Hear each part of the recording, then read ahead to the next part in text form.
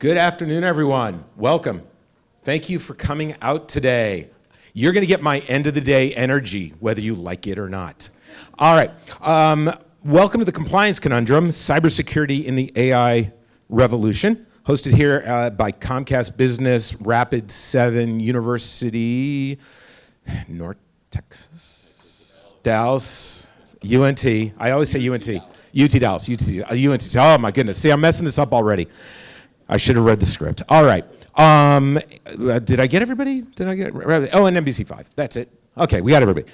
My name's Scott Saldinger. I am with Comcast Business, and it's a pleasure to welcome everyone today. This has been a bit of a long road. As our panelists know, we've been trying to do this for about 6 months since we kind of came up with this idea, and I'm thrilled that you're finally here. Both all of the professionals have shown up today as well as the students. I'm so excited you're joining us. So thank you for being part today. We have an amazing panel today. This is the cream of the crop of Dallas. You are all very fortunate to have an opportunity to dive into this subject with them. And whether you're in cybersecurity, GRC, legal, wherever you are in your career journey, you're going to learn something today, and that's super, super important. This is going to be an information-packed session. Take notes. We're going to do Q&A at the end. And you're going to get a chance to meet everybody once we're done and we're enjoying ourselves across the way. Before the introduction, I'd like to give a heartfelt thank you to UTD, Rapid 7, NBC5. Without them, we might not be here today. So I really appreciate the fact that they've all done a really lot of heavy lifting to make this right, especially even those who came in from way up on the East Coast. We're truly grateful for all of this partnership. Before I forget, this gentleman here, Rod, all the students probably know Rod, right? Rod and I are on an organization called Tech Titans. You are going to see a flyer for an event next week for Tech Titans, so consider that. Also, I myself am a member of ISSA. There is a sign across the way. For all of you who are members here, that's great, thank you. If you're a student, consider the fact that we're trying to re-engage and re-involve you guys in that student chapter for ISSA. Great opportunity to network with DFW's finest. So you'll see information for that over at the reception. Today's conversation brings together a remarkable group of experts to explore the intersection of cybersecurity and artificial intelligence, one of the most critical topics facing us today. This was really, we put a lot of time and effort into coming up with a topic that we felt would be relevant for our DFW community. We've got a fantastic evening lined up for you. You're going to hear from the great panel we have. Then, once the panel's finished, don't go anywhere yet. We're going to have a raffle. You should have all gotten a raffle ticket. We have some prizes, and then we're going to go across the way and we're going to network together. To kick things off, I want to introduce to you our moderator. He is the host of Lone Star Politics on NBC5, an award-winning journalist, and he knows policy, politics, and government. Throughout his broadcast career, he's been recognized by esteemed organizations such as the Iowa Broadcast News Association, Texas Associated Press, and the Association for Professional Educators. So please join me in welcoming and getting me off this microphone, Mr. Phil Prazen.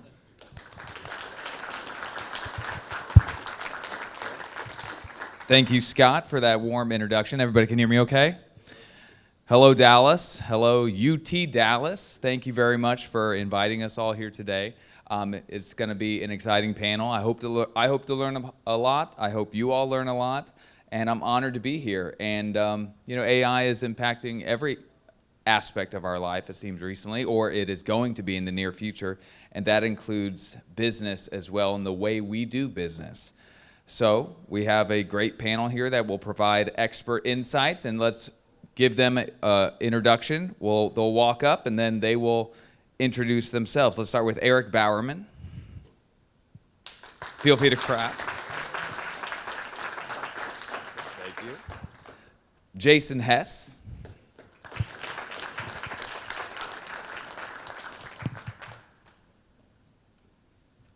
Kevin Hamlin.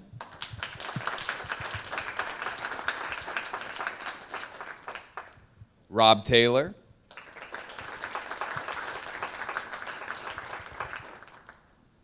Solomon Israel.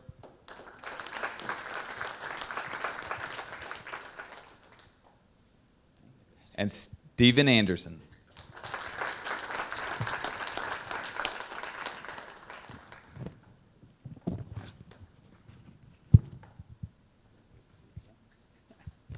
Thank you all for being here today and for contributing your valuable perspectives to this panel. We truly appreciate you taking the time to join us for this conversation. So before we dive into the discussion, let's have you all take 20, 30 seconds, introduce yourself. Who are you? What do you do? How did you get started in this world? We'll start with Eric. Great. Thank you, Phil. Appreciate it. Eric Bowerman. I am the CISO for Chief Information Security Officer for DFW Airport. I've been there about a year and a half at this point, 15 months, whatever you want to call it. And before that, I was healthcare, various vendors, stuff like that. Been doing cyber for about 27, 28 years at this point, and computers for well beyond that. I was able to get into it by chance, I would have to say. So I had a friend of mine that left the company I was at and then ended up at a company called Checkpoint Software that does firewalls. And he invited me over, and they were doing some hiring. So I went from mailroom to firewall. So that was pretty fun. Yes. All right, Jason. Hi, I'm Jason Hess. I'm the CEO of Levelfield. We're an AI company where we are providing consulting as well as custom AI solutions for companies. I got into AI and cyber from the military, spent 20 years in the military. One day they decided that the role that I was in was cybersecurity, so I was a cyber operator for about 15 of those years. The majority of that time I was spent in the intelligence community working in three-letter agencies building IT and cloud solutions. From there I went to JP Morgan, and that's where I really started driving AI adoption and teaching people how to use AI effectively. All right, Kevin. I'm Kevin Hamlin. I'm the director of the Cybersecurity Research and Education Institute here at UT Dallas, and I've been doing cyber for over 20 years. I've been principal investigator for cyber projects for the Army, the Navy, DARPA, NSF. I got the Career Award for work on malware security for them, and I got into it, I think, because as a kid I liked hacking into computers, and that's probably not something I should reveal in this room, but I'll leave it at that. And Rob? Hi, I'm Rob Taylor. I'm an attorney with the law firm Carson's Allen Gorley. And I have been kind of uniquely situated where, to date, heading up our AI triage center, I have worked on and assessed in the hundreds of generative AI solutions for clients, ranging from startups to global Fortune 500s. And as a result, I've learned so much, and this is a very dynamic field, both on the law side as well as the technology. So I learn something new every day, and I have prior experience in the cybersecurity world, but being in technology, anyone in technology these days, it's all about artificial intelligence, so that's probably 95% of my practice. Solomon? Sure, thanks very much, Phil. So I'm Solomon Israel. I'm the Chief Technology Officer for SkyMax Network. That is a wireless service provider actually operating outside the United States. 30 years in the telecommunications industry, so became familiar. And by the way, the Chief Technology Officer role in our case actually includes CIOs and the CISO functionality as part of that, as I sit on the board of directors, so that's part of that. I also do some consulting for municipal governments, and most recently was doing stuff down at the TCMA, which is the Texas Management Association, City Management Association, on the responsible use of AI in municipal governments. So, Stephen? Stephen Anderson. I'm Director of Cyber Liability for Safety National. We're a property and casualty insurance company based out of St. Louis, Missouri. I'm based here in Dallas. I've been underwriting cyber insurance since 2008 when the product came about. Before that, I had various roles in startups. I was an optical engineer with Cisco Systems for a while, designing and developing mid and long-range long-haul networks, and then also had a stint with a startup where we were integrating voice and data networks back in the computer telephony days. So right now I manage a book of risk I evaluate risk. So many of the companies that you all see in the headlines, I'm insuring and evaluating the controls that they have in place, helping them to put better controls in place, better processes in place, and it's one of the best jobs I've ever had. All right, thank you, gentlemen. Before we get the discussion going, let's set the scene with some information. Comcast Business has a new cybersecurity threat report from 2025 looking at its thousands of customers from last year in 2024 just to get an idea of how much this stuff happens. So the report found that Comcast Business detected and blocked 4.7 billion phishing attempts trying to compromise credentials or delivery malware. Comcast Business detected and blocked 9.7 billion drive-by compromise attacks attempting to install malware. 44,000 DDoS, or distributed denial of service, with attackers using short burst assaults as a form of reconnaissance and stress testing defenses before attempting larger assaults later. Just some examples about how this happens every day in every business, every organization all over the world.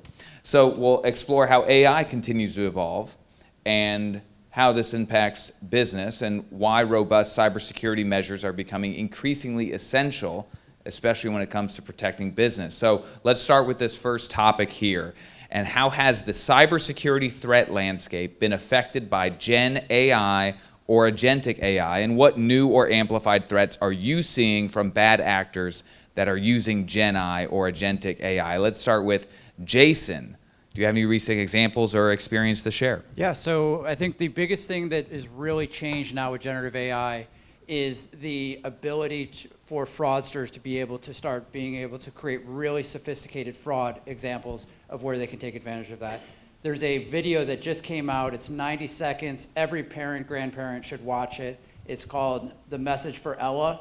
It is a picture of a 3-year-old girl. They take her face off, expand it out, put her in an avatar of a 15-year-old, and talks to the parents about all of the things that he can do and how much fraud of now you can't tell if I was able to, it was part of that robbery or if you stole my credentials and things like that. So right now we're seeing a big increase with the ability to use fraud, calling people with AI. They only need about 30 seconds of your voice, and they can clone your voice and be able to then call anyone else. I had a friend of mine, his sister called him at 2 in the morning saying that they had her hostage, that they wanted $10,000. So there's a lot of this fraud activity trying to get you out of your money. Let's go to Solomon. So I imagine that people have always been trying to get into businesses and do bad things, but how has AI changed that problem? I think there's probably two things I'll point to. I'm going to riff a little bit on Jason's point there, which is the concept of a deep fake. So the Comcast report that you just referenced, Phil, I think calls out phishing is probably, so email is the largest, what we refer to as the attack surface that exists. And it has gotten increasingly sophisticated as far as how someone with bad intent can expose and get to you. Think about all the information that is out there. So one example that was shared recently by a former NSA individual talked about the phishing attack now wasn't a single email. It wasn't a single thing coming across. It was actually it was created to look like a string of emails going back and forth. But it wasn't just between different people in the department. So from the supplier to the department saying, yeah, great, feedback, testing went positive, showing the whole sequence. So you start looking at this, you read through this, and you're going, oh, okay. And the request is, of course, hey, can you help me expedite the payment that I'm due that was supposed to be done here? And you'll see multiple people there. Go to org.com, go to any number of these things that are out there. You will see I can pull the information. You should be doing this for networking, by the way, students. Right? Is you pull all that information together, and now I can create a very credible scenario for you to look at and go.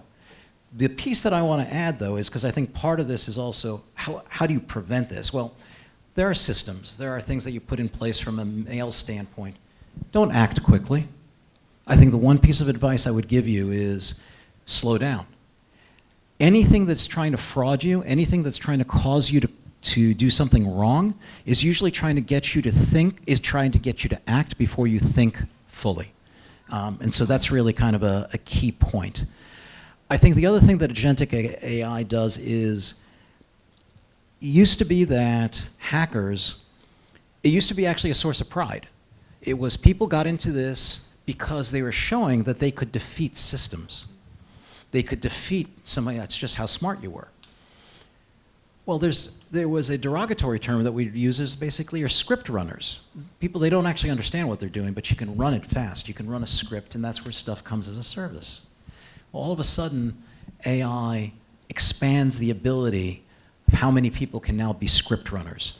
And so your threat profile, again, increases dramatically. So when you talk about deep fakes, automated phishing, adversarial machine learning, does that change the scope of our liability coverage?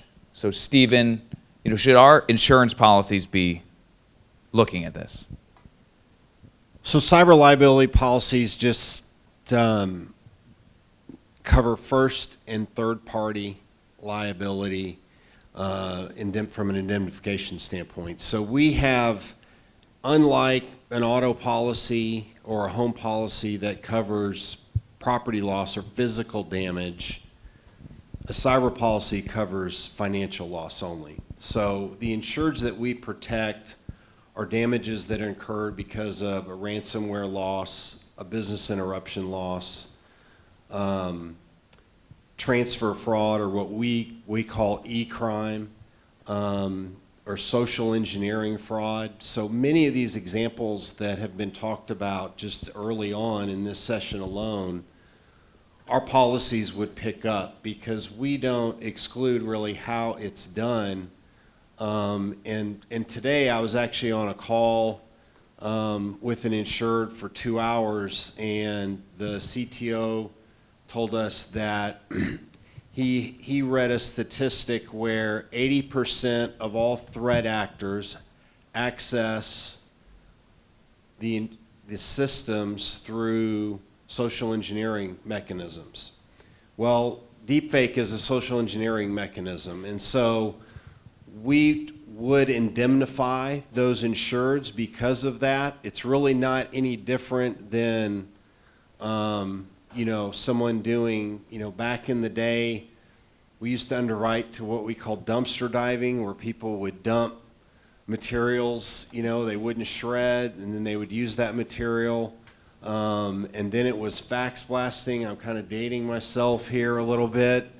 But this, to us, we just look at it as kind of another spoke in the wheel that we would pick up and try to ask the right questions on how we underwrite to that. And I was actually talking with Rob before about this, and one of the mechanisms that can be performed by the insured is what we call a callback provision. So whether it's a voice over the phone or a video call, however it's produced, if that individual that is contacted simply contacts that phone number, that address to verify, there's a statistic where basically 80%, again, it's about 80% of that will go unnoticed, so they won't transfer that, or they'll catch it. So a long answer to yes.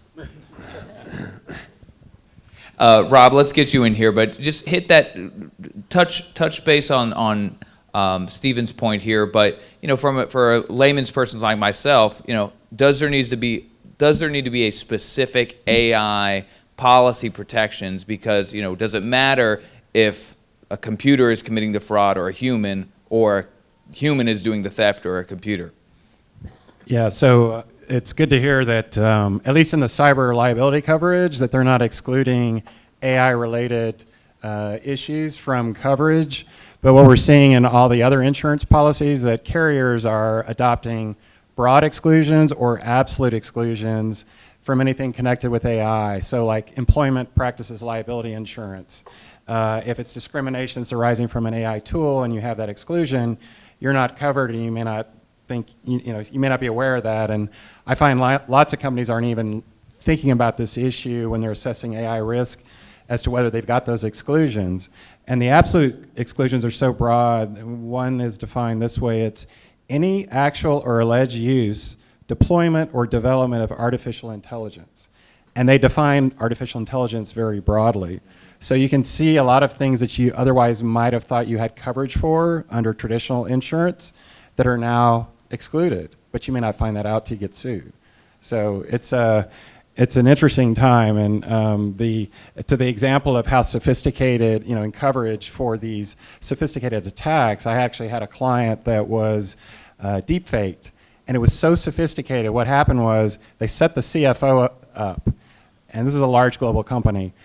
Someone was able to schedule a Teams call between the CEO and an attorney in the company. They were both deepfake people, but the video of the CEO instructing the CFO was so convincing that had they not followed their risk protocols, they're a very risk-aware organization, and so the CFO, who's used to talking to the CEO, followed the script and prevented the payment that otherwise would have happened. But I mean, if sophisticated companies are being targeted, everybody's fair game. But it's amazing the quality of these deepfakes. In just the last year, they're now, I think the statistic was that like 50% of people can't even tell they're deepfakes. They're that good. It used to be you could notice the lips were not matching up with the words. But now they've gotten really sophisticated. Solomon, what do you think when you talk about the address and the risk of shadow AI or employees using unsanctioned AI tools? From a compliance and security perspective, can you stop that? If so, how? I think the way you approach that, honestly, is more of a judo move, which is you don't try and stop it, you try and focus it. And by that, there was some work done, actually. It's also referred to as Bring Your Own AI, which I didn't realize that until probably about a year ago. MIT Center for Information and Systems Research actually published articles on this, and they surveyed this, and they talked about the problem. But the gist of it is, you can't block people from doing things because well, you can. When I worked in the military, we had things called skiffs. I could actually sit there and say, you can't bring anything into a room. I'm basically, we would have people actually crazy gluing shut ports on computers to prevent you from doing anything. So there are some mechanisms there. It's very extreme. Most companies aren't going to go through that effort. So you can't do that. You want to get your job done, right? So as opposed to doing it that way, put together a panel. Have approved tools, understand what you're doing. One of the biggest risks that you've got with a Bring Your Own AI or a shadow AI is actually around privacy. Remember that most of this data is actually going out to the cloud because that's where the computational power is sitting. So a customer service rep sitting there and trying to do their job quickly sits there and does something, puts a request in. All of a sudden, your credit card information, your address, your name, your home address, all of that is now available out in the cloud. Okay, now they could be doing, the provider might be smart enough to sit there and say, okay, I'm going to separate that out. But that becomes the real problem. And so to answer your question, sorry, Phil, is how do you address that? I say is you go judo. You basically sit there and say is you select a set of tools that actually address the issue. And so you start funneling people into those. By the way, you could also sit there and say is, I want the repository for that information to sit on-prem. But you've got to be sophisticated enough to know to ask for this kind of information, right? So I don't want, now you're not going to get all the benefit, all the learning that's dynamically, theoretically taking as the information is harvested or stolen, depending on how you want to sit there and talk about it. But what happens is now you're collecting the information and you're at least preventing the breach of that data going out. So you form a group, cross-departmental organization that comes in. You have a mechanism for vetting that. By the way, there's probably 3 companies in the world at this moment that are doing large language models. Everybody else is doing applications of AI on top of that. That's who you want to basically be dealing with. You want to vet that. You want to have the business models agreed upon. You want to bring that under control. And as I said, you want to judo this. You want to basically take that energy, answer it to help you do the job that you're trying to do, but do it in a controlled manner. And Eric, what do you think? You have a lot of people working for your organization. Yeah, so the challenge that I have, and I would agree with you, Solomon, on this, the challenge that I see, though, is that AI is in every tool that we've got at this point, and we don't know what they're doing with it all the time unless we sit there and analyze all of the tools as they bring them out. The thing I don't like is that it asks my end users to go ahead and agree to terms that my lawyers have not looked at potentially. So they don't know any better. They're going to click it because they need to use the tool, right? So PDF readers and such like that. So I don't necessarily, I guess, would consider that shadow AI, but it kind of is because it's out there. So the other thing that I would say is I embrace it. What we need to do, though, is provide some guardrails for our users. You know, there are a lot of innovative people out there. I'm not focusing on anyone in the middle here, but they like to be creative. They want to be able to go fast. They need to move fast. They want to use these new technologies, and I want to. I mean, I'm probably one of the worst people in the company using shadow AI. I don't put company information in the public stuff. I don't put it into my account. But I do ask it, hey, can you gen me up a good policy that says, hey, something about Gen AI, you know, tell me how to generate that policy. And it'll at least give me the guide or the guidelines and a starting point, and then I can craft it and manipulate it to do it that way. I think our people don't want to necessarily do evil or to spill data, but they do want to move fast. They do want to use these cool new tools that are out there. I love the tools myself, again, so I want to try to provide those guardrails. And what we've done is policies. So we provided a policy. We say, hey, Copilot is the de facto standard for us. We'll give it to you if you need it. And then, you know, if you want to use other AI tools, that's fine. But please don't put our DFW airport stuff into those AIs. Don't mention DFW. You can mention airport. With mine, I renamed mine ALE just because I like beer. But you know, it kind of gives you that idea about how to go about doing things. So I think that. Well, Solomon and Eric touched on it, but Kevin, so how do you evaluate the trustworthiness of AI black box systems where decision making is opaque? You do not know what's going on in there. Yeah, so this is a huge problem in like critical systems and critical infrastructure. And I think the first thing you have to realize is that a lot of these AI models, they're effectively trained to be plausible, not necessarily correct. And this is especially true when there's no good source of ground truth data for them to be trained on. So essentially these AIs are designed to make you believe the answer that is given, whereas you want to actually have a correct answer that may have not passed the smell test if you were to give it to experts. So you want independent sources of validation, not just blindly trusting the output of the AI. And also recognizing that there are AI strategies that can help with this. So there's so-called XAI or explainable AI. What you face there is usually a big trade-off between power of the model and the explainability. So XAI will give you back an explanation of why it came up with the answer it did. But usually either those explanations are very opaque, right? I have a perceptron threshold that was at this level. What does that mean? I don't know what that is. Or yes, I came to this decision in a very logical way, except I'm not very powerful, so I can't really answer many of your questions. But if you use AIs in ensembles, then you can get around this many times. So if you don't just trust one AI, you can give this prompt to many AIs. The sophisticated one gives you the true answer. The less sophisticated one, hopefully there's at least one of them that gives the same answer and has an explanation to go with it. And then you can use that as an independent source of information. And Eric, so one of your team members, you know, in the real world, tries to solve a problem, goes to AI, AI gives them a solution, it ends up being wrong.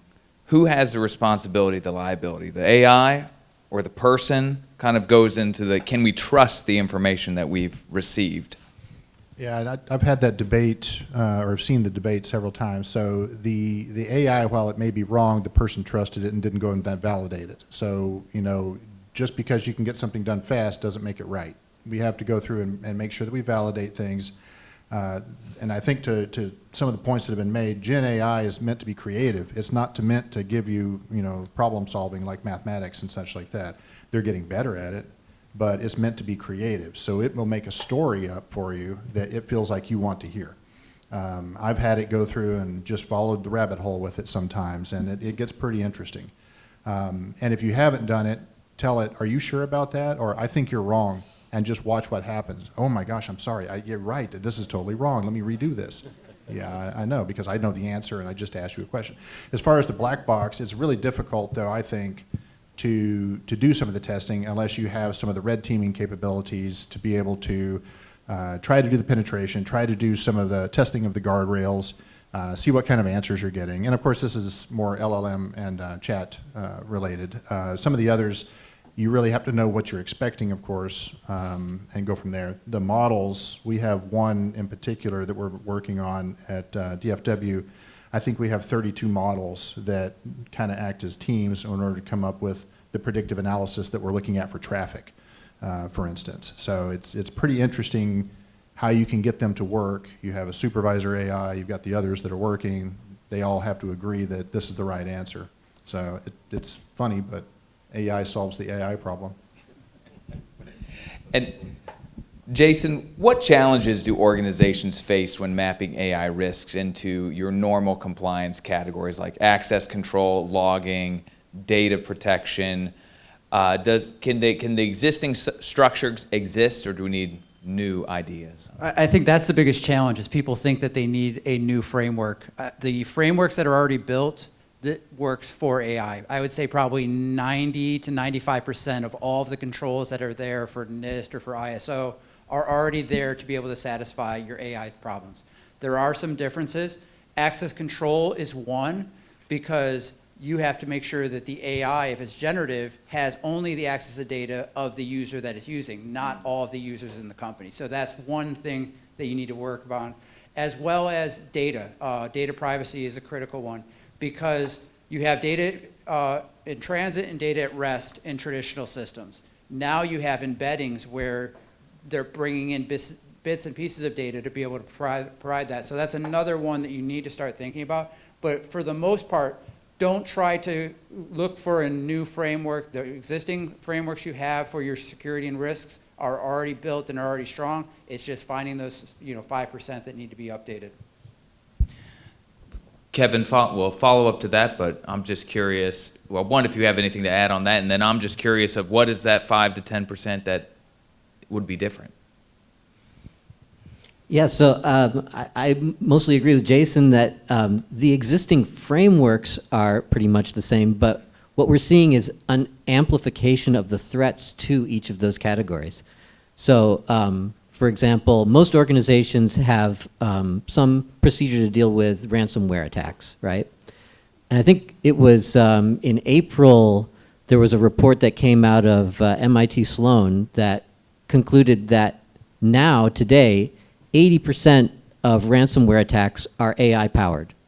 So if you're still living in the day of, well, we're going to protect against the non-AI ransomware, you're already hoping that you're the 20% that managed to evade the standard ransomware attack, which is now the AI powered one. So you have to adapt your procedures to that escalation.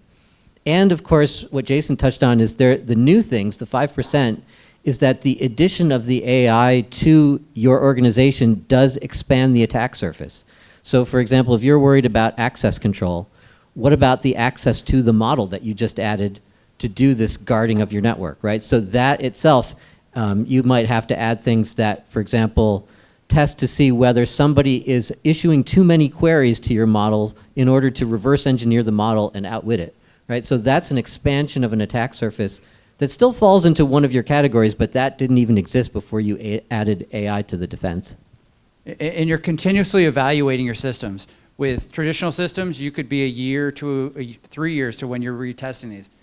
AI is moving at a breakneck pace that I've never seen before. We're getting model updates every 4 weeks. So your continuous monitoring has to be much more efficient and much more automated to be able to get you those results much quicker. Interesting. And Rob, how should companies be thinking about cyber risk from AI? And how should they determine if it raises a material risk that should be disclosed? So what are you seeing on companies disclose on their SEC filings when it comes to AI security risk? Just specific risks or just in general? What are you seeing? Yeah, so that's a challenging area because the SEC requires you to disclose material information. And what is material? There's no bright line rules on that. It's like trying to describe what is reasonable. But what I've seen in recent SEC filings is the AI risk is not getting disclosed under the cyber risk factors. It's being disclosed under AI risk factors. And I think that makes sense because cybersecurity or cyber risk is only one of many risks that come with AI. In fact, MIT did a recent study and they developed 777 categories of risk related to AI.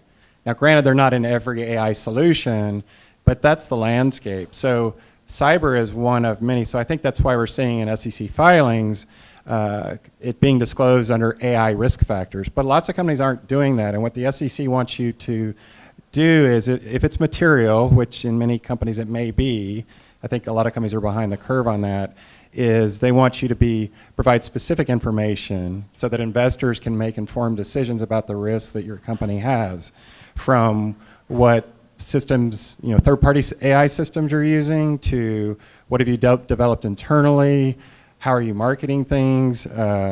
So it doesn't like generalities. It doesn't want to just say, oh yeah, well the risk with AI is accuracy, blah, blah, blah. No, you need to disclose specifically how your use of AI creates a risk profile for your company and be specific on that. So, and Stephen, talk to us a little bit more about that. Are there any best practices you'd suggest?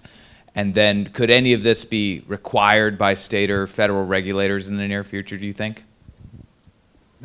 That's like 7 questions. I only have like 2 minutes. I'm only supposed to be stuck to 2 minutes. That's like 40 minutes worth of questions there.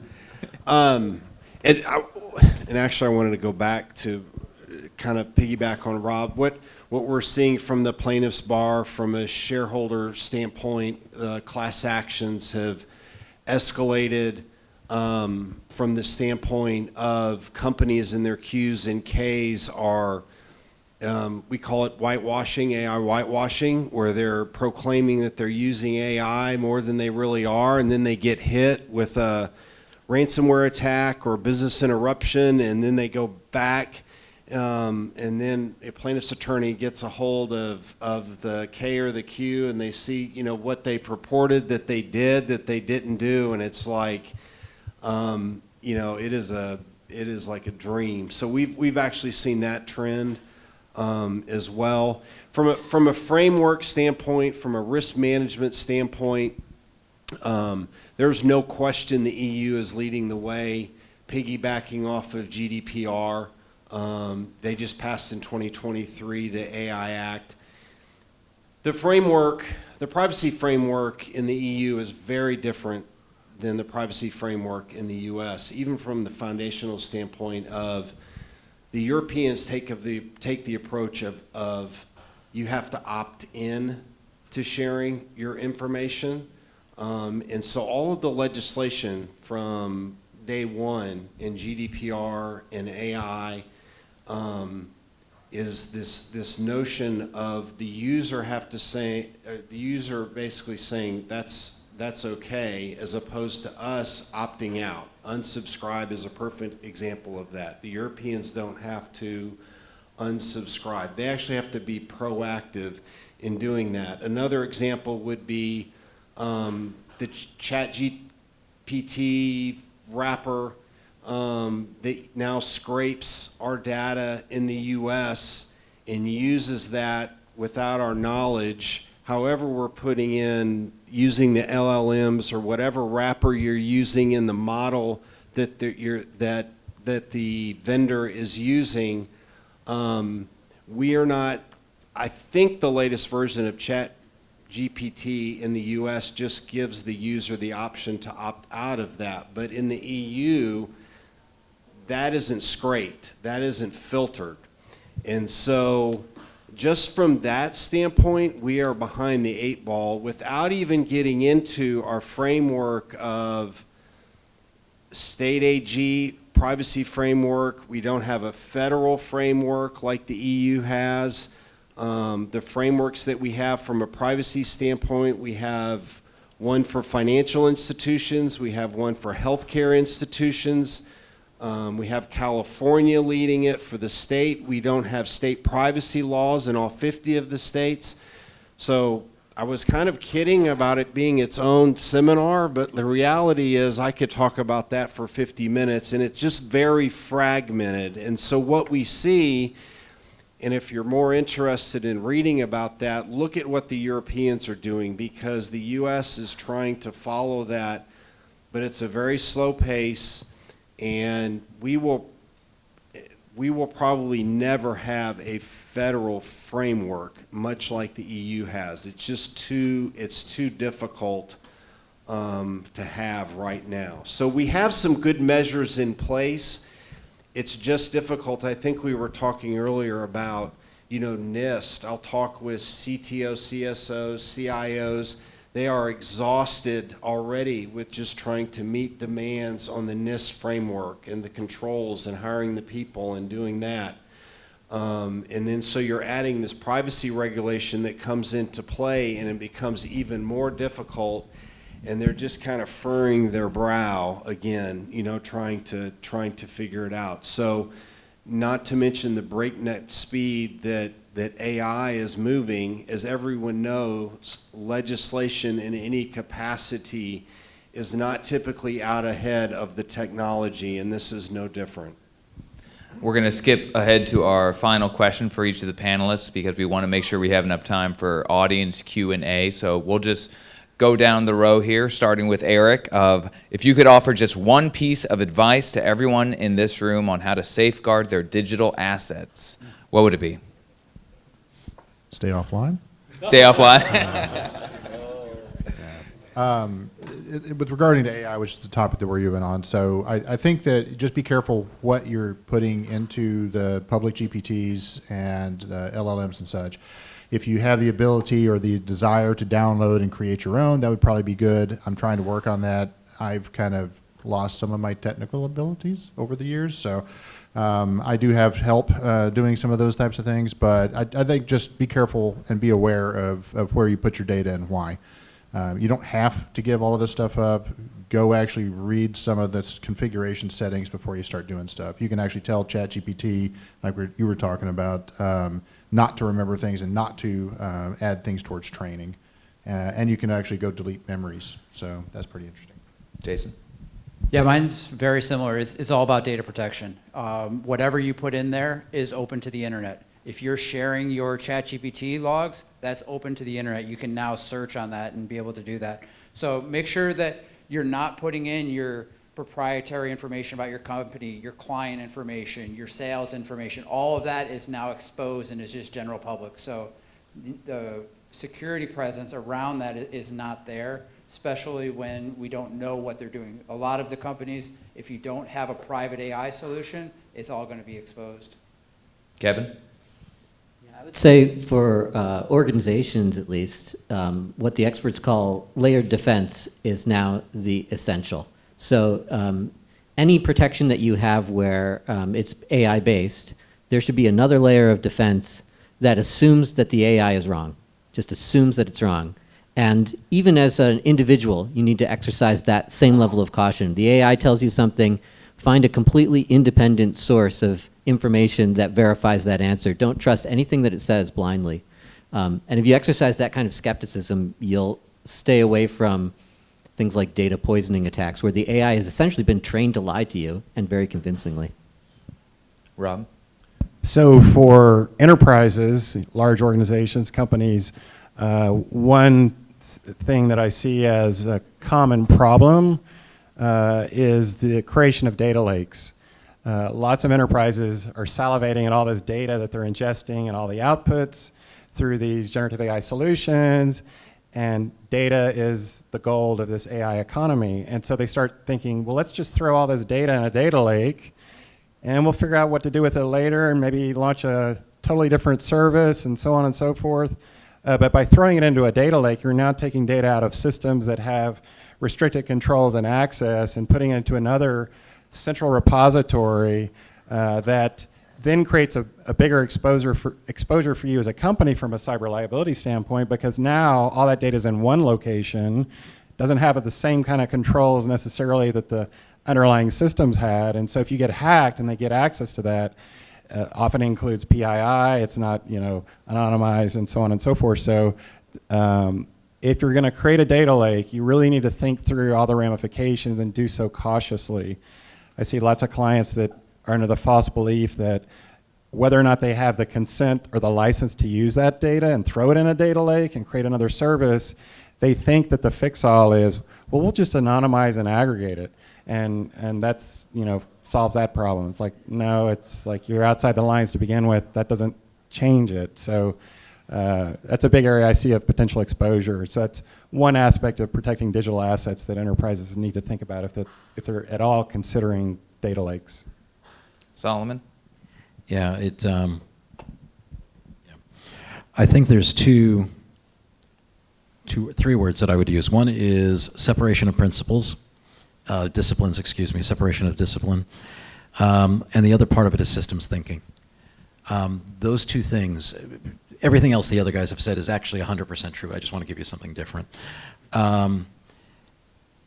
The concepts are really, from a cybersecurity standpoint, from a protection standpoint, are really about separating out why.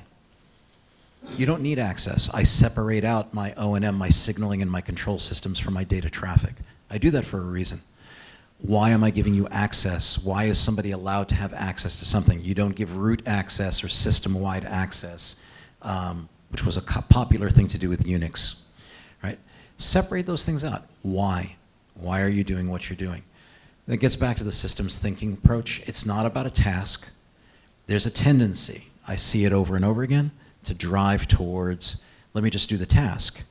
You need to take a step back and understand the entire system that you're dealing with. So if you talk about a data lake, well, why am I putting that data lake into place? If I walk off Rob's example there, putting it in place because I want to do something else with it. It's not about simplifying that. Now you need to actually take a step back, look at this. And it's probably one of the things that I will tell for the students in the room. It's one of the biggest weaknesses I've seen with new grads coming into the work environment is a focus on the task, not understanding the why. And so when I ask the question or start punching through things, it's, I've just taken something and handed it out to you. And I'll date myself. It's sort of like when I started off, calculators were just actually coming into being. And I did have a physics professor once scream at a student saying is, if you were able to sit there, because they actually put the number 8.88 E8. And yes, Rod, you're laughing. He says, if you could have made it on the exam blinking, would you have done that? And that's the point is, the student clearly didn't understand that you had overloaded the calculator. Understand the principles of what you're dealing with and be able to answer those questions. And it's about putting the human back into the loop. Stephen? Vendor management. So again, I'm coming from the perspective of risk management. So what we see a lot of our insureds lacking how their vendors they're using. Now that vendor could be MDR, XDR, EDR, you know, backups, training, you know, hardware asset management, but they don't know how they're using the data that they're pulling from them.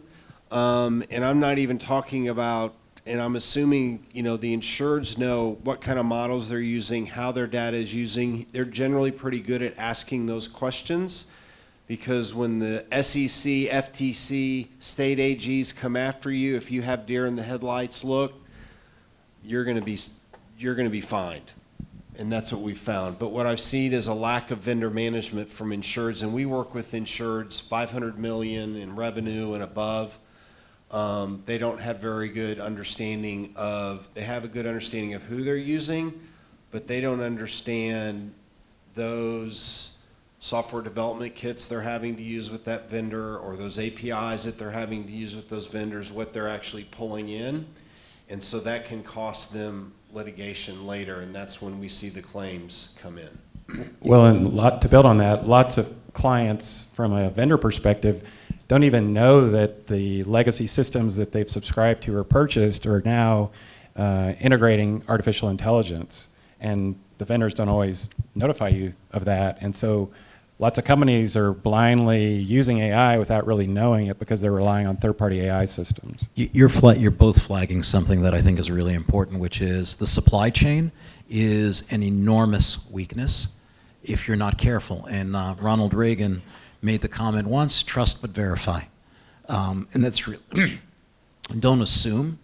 You ask for positive reconfirmation from your vendor base. Have you actually passed this test? Have you done these things?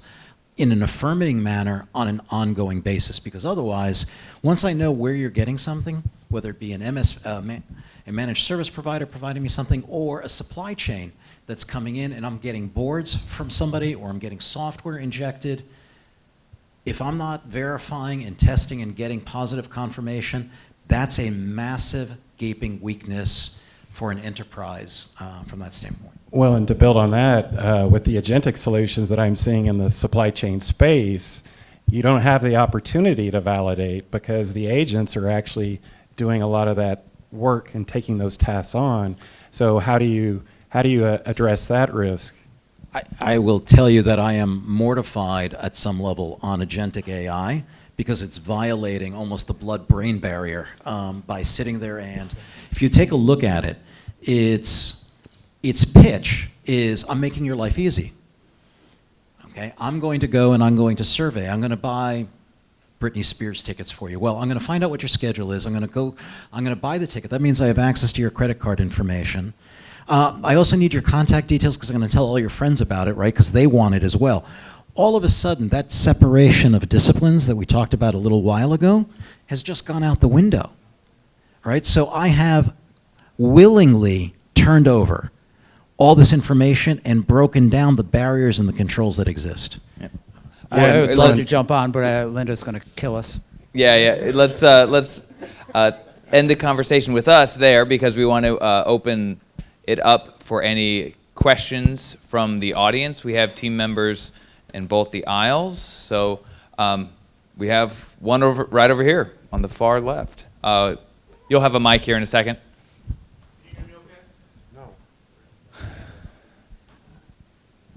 First of all, gentlemen, thank you very much for coming out and speaking to us and sharing your words of wisdom and experience. So I definitely appreciate the last part of that conversation because that's where my question was going to be focused on agentic AI. So it's been kind of my sense that organizations, particularly the small to medium, I mean, they're still struggling with trying to figure out just basic AI governance, right? How are they going to use Gen AI? How are they going to position themselves from a risk standpoint? So what would be your recommendation, again, as we start to ever increase this digital ecosystem on agentic AI specifically? Because as you guys were talking about at the tail end, it does throw in some complexities that I don't think a lot of people, even seasoned professionals, have started thinking about, and we're already here, right? Come next year, I'm sure it's going to be a completely different, situation and talking points what we discussed. So today, as companies are trying to position themselves from a governance standpoint as well as an enterprise risk standpoint, what would be kind of your thoughts on how you start to deal with agentic AI? Let's go, Jason, right here. So the way that I'll talk to a company when I come in to consult them, start with a problem. Don't adopt AI just because everyone else is adopting AI. Figure out what your problem is, and let's focus on a problem where we can get 10x return on investment. If you're not getting at least 10x the return on investment, there's no sense to build an AI solution around it for you. Anybody else have anything to add on that? Well, on the governance side, with agentic AI solutions, that's a complicated area to tackle because of the nature of what they are. With traditional generative AI solutions, your safety net is the human in the loop to validate outputs, right? You don't really have that if it's a fully autonomous agentic system that has an orchestrator agent and multiple agents that are iterating and taking a problem and solving it and connecting into other systems, and the login credentials and the direct interface into those systems.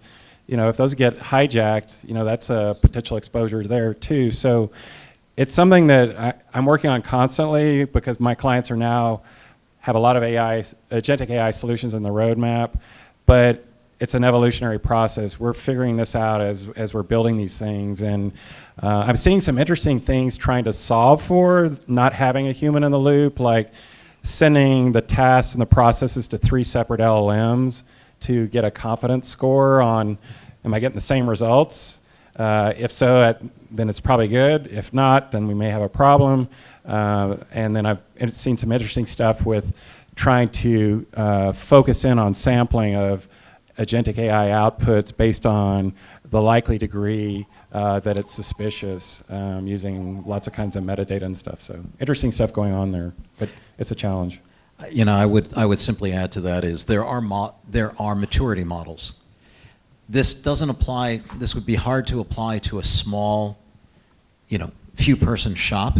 But if you're talking about a medium-sized enterprise or a large enterprise, I think there's been a couple of mentions of MIT Sloan School. That basically their Center for Information and Systems Research does a model that is sitting there, and it looks at saying is how do you actually, where are you on a maturity model? And then how do you establish some governance? So I'd point to that one as an example, which talks about how do you put in fast guardrails? How do you put those in, and how do you get a cross-sectional view of expertise into that from both a business and a technology standpoint? But how are you defining small?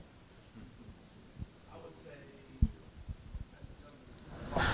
small means to be kind of non-profit. So I think something that's less than $50 billion a year. But again, we have to listen. So that's kind of how I define small. Yeah, so what we see in that space is we're still trying to get them to implement MFA.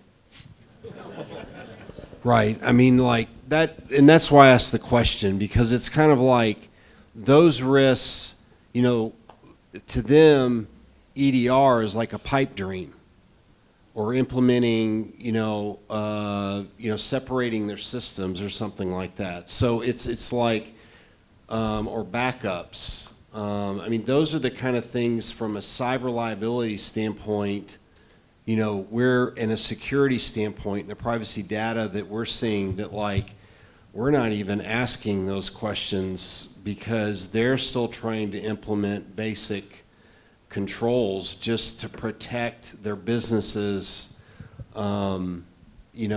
against common threat actors. Let's get one more question from the audience. Let's go way back there. Thank you. Yeah, I did want to ask specifically. Yeah, sure.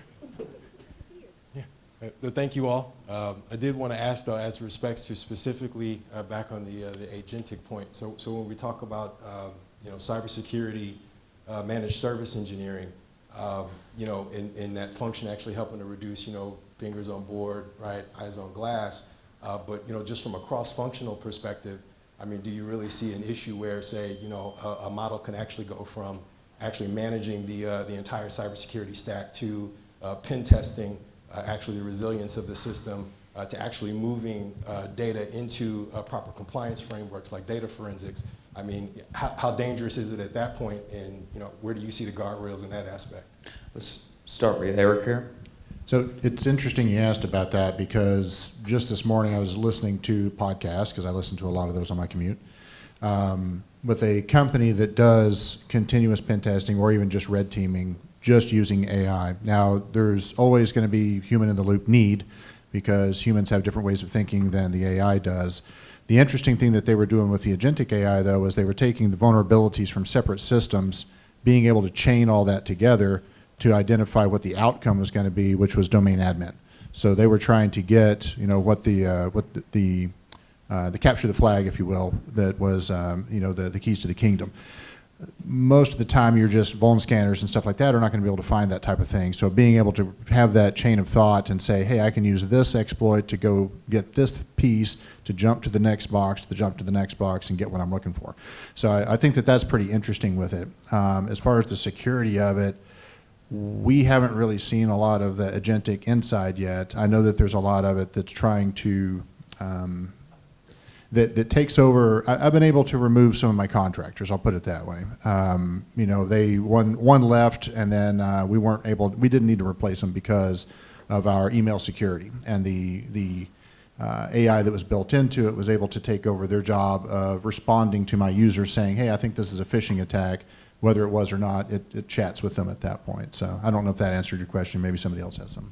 Yeah, so I was just going to say that this idea of using AI-driven pen testing and vulnerability assessment and discovery is, I think, really in its infancy right now, and I would be very cautious about trusting it. So I've seen like scientific work just within the past few months that concludes that the top AI models that try to do vulnerability discovery in large systems get 80% more effective when a human helps. So suddenly you realize they're missing at least 80% that a human could find.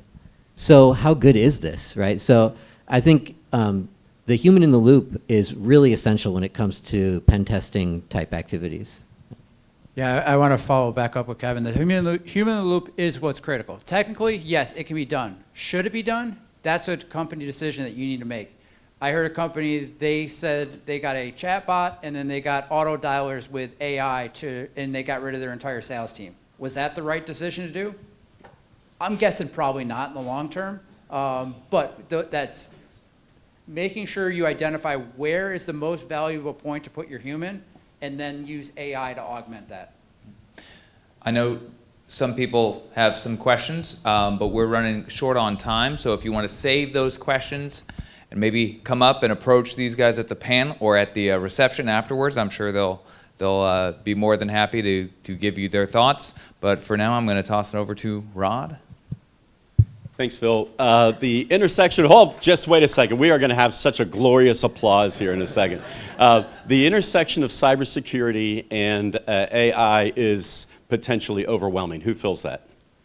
Yeah. Do you feel a little bit more comfort? Well, thanks for raising your hands. There goes that whole thought down the drain, right? The expertise is here, not only in the panel, but also out in the audience. And we've got to just be really, really diligent to figure out how to collaborate together and to really win over this new brave new world that we've got. So yes, Phil, we've got Phil, Eric, Jason, Kevin, Rob, Solomon, and Stephen. This has just been a tremendous interaction and discussion. Phil, thank you for your moderation. Thank you for the great expertise here. Give it up for these guys. This has been great. Yeah. So thank you so much. How many of you do have more questions or conversations or just would like to meet and shake some hands? So we are going to have a reception across the way in the access lobby in a bit. But before that, we're going to have some giveaways. Thank you, Comcast and Rapid7. We just really appreciate the ones who have sponsored this evening's events. I want to thank, again, Comcast Business.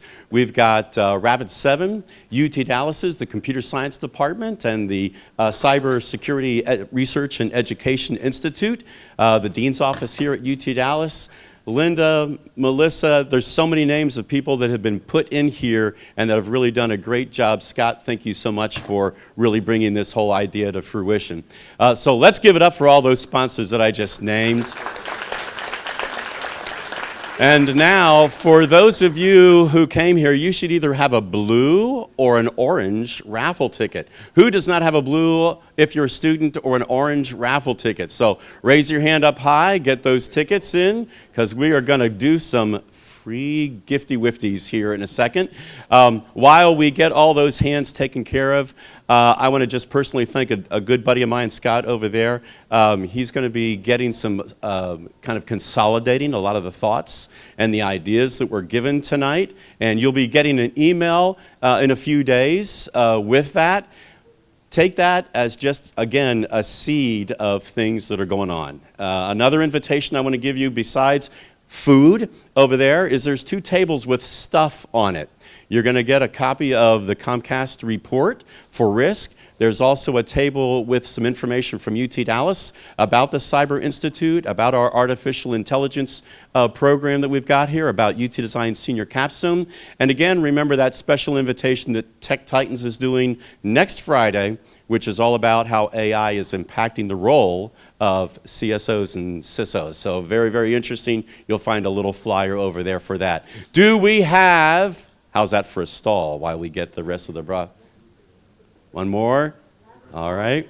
All right. So while we're still waiting, one more announcement. I'm going to ask all of you folks in this area if you could migrate over into the center area. We're going to take a picture before we dismiss of the panelists up here with all of you folks in the background. Does that sound cool? And we're going to put all of your names on it. We're going to submit it to AI, and we're going to see if we can... that's not as funny as it was an hour and a half ago, maybe. All right. So thank you for migrating and not leaving. And then really, what a great opportunity to be able to share business cards, talk a little bit more with our expert panelists, as well as many of you that could be up on this panel as well. All right. Who do we got here? 522? 047. Woo, woo. Oh, we've got a winner. Oh, and look. Tell me what you've won.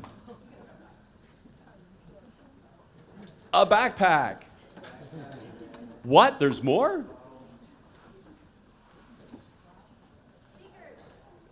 And speakers. That's awesome. And if you don't want it, I'm more than happy to. All right. And for our business execs, our alumni, what's that number? 909? 17 what? 57. 1757. There we go. Give it up. All right, come on down. What did he get? This. That's awesome. All right, again, thank you, Comcast Business. Thank you for Rapid 7. Thank you, UT Dallas. And please, everybody, we're going to have the panelists come up. We're going to have our photographer come on over here and get a quick photo before we go over and have some yummies. Thank you again. We can get warm and fuzzy and feel good and do one more applause session here. Does that sound good? Thanks, guys.